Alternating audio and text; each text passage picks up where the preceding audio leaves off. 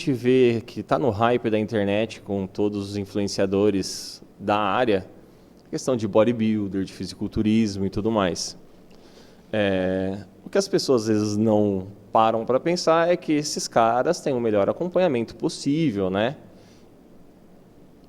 Nós, acompanhando o nosso público, não só pessoas que a gente conhece, mas em geral, a gente sabe que há um uso deliberado de anabolizante, de mercado negro, ilegal e tudo mais. Quais são os riscos que essa pessoa corre e por que ela não deveria fazer isso e, por exemplo, procurar você para fazer um tratamento do tipo, eu quero ganhar massa magra, quero melhorar meu corpo, como que eu posso fazer de maneira segura?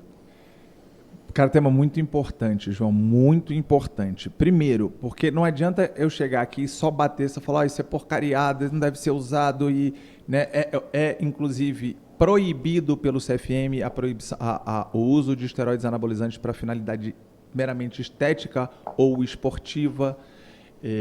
Tem uma série de coisas. Mas, acho que você falou muito bem. Tá bom, mas isso está acontecendo, a gente vê muito comum em muitas academias, inclusive. O fisiculturismo cresceu muito no Brasil nos últimos anos. O fisiculturismo profissional, de fato. Exato. E aí só um ponto para a gente falar. Cara, um fisiculturista, ele se prepara, ele se cuida e ele está levando o corpo dele a um extremo. Isso não é saúde. Exato. Né? Exato. Quando a gente fala de alto rendimento esportivo, é o oposto boa da saúde. Parte deles qualquer esporte. Com certeza. No fisiculturismo, a gente tem aí um risco muito acentuado justamente por conta do abuso de esteroides anabolizantes. E aí, assim, o que a gente tem que ter muita cautela é...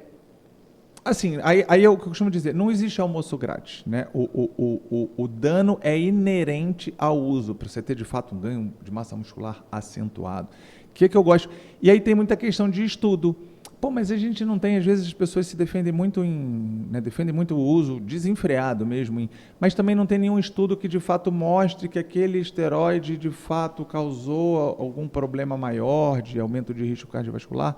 Tá, mas a gente tem o todo. Vamos pensar no que a gente tem de fisiologia.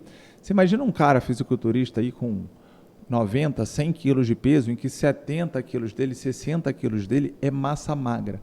A gente tem um coração bombeando sangue para toda essa musculatura ao longo de muito tempo, às vezes muitos anos.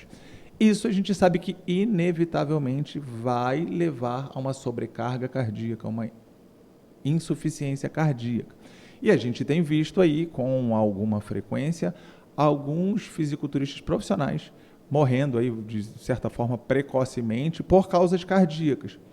Tem muito mais coisa associada, tem o tipo de alimentação para chegar no potencial de ingestão calórica, né, que essas pessoas precisam. Eles precisam fazer uma dieta, às vezes, muito rica em gordura, né, que a gente fala da dieta muito suja, às vezes. Então, tem uma série de coisas associadas.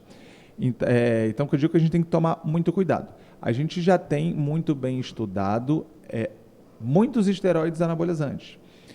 E, inclusive, entendendo o risco de muitos deles. Né? E aí eu não estou falando de testosterona, de repor a testosterona, né? De algo fisiológico para o nosso organismo. A gente está falando ali, de fato, de associação de esteroides, né? Em doses extremas, enfim.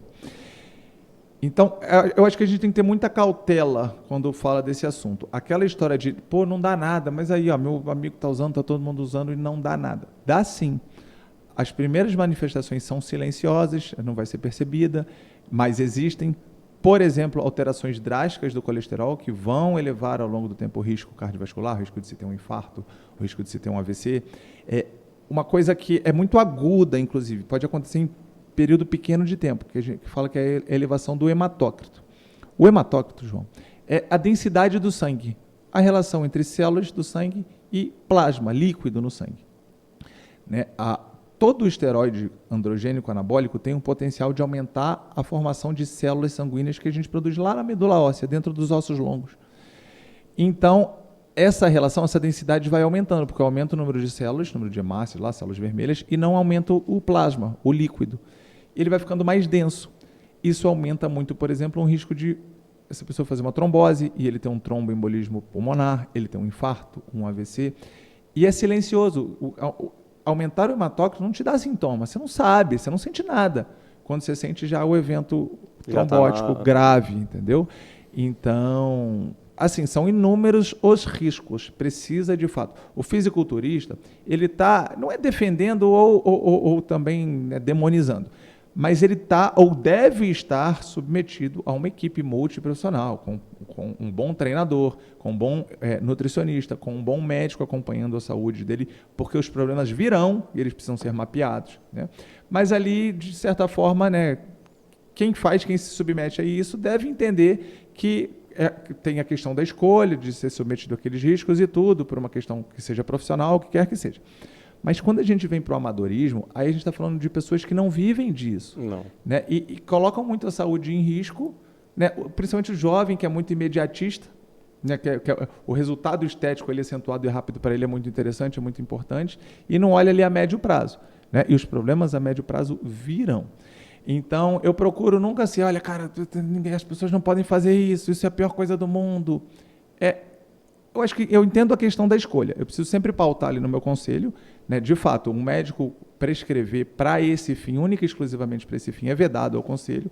Os riscos existem, mas por outro lado, e isso eu recebo, né, bastante lá no núcleo e trato. Precisa ter o olhar do cuidado em saúde. Tá, e o cara que está em uso, e às vezes até quer parar, muitas vezes, ele quer parar, mas ele tem medo. Cara, como é que eu vou ficar? Como é que eu vou me sentir? Minha testosterona vai lá para baixo. Ou eu quero engravidar, como é que eu faço? Tem como consertar isso. O que eu sempre converso com os pacientes. Quanto menos tempo de uso, quanto menores as doses, melhor, menos dano para o organismo, mais fácil consertar. Mas tudo isso tem tratamento, né? E aí precisa ter apoio médico. Então já